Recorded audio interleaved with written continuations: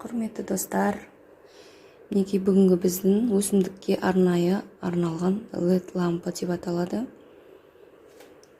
Бізде мінекей қыста отырғызғаннан кейін өсімдіктерімізге күн сәулесі жетіспегеннен арнайы осындай лампамен көмегіне жүгінеміз. Міне, бізде уже 10 күн бұрын отырғызғанын уже шығып келе жатыр. Перецтеріміз, баклажандарымыз енді шығады.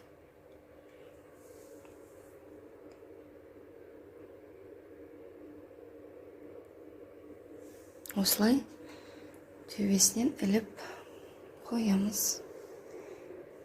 Егер кімде-кімге керек болған жағдайда төменде ссылкасын қалдырамын. Жақсы, сау болыңыздар.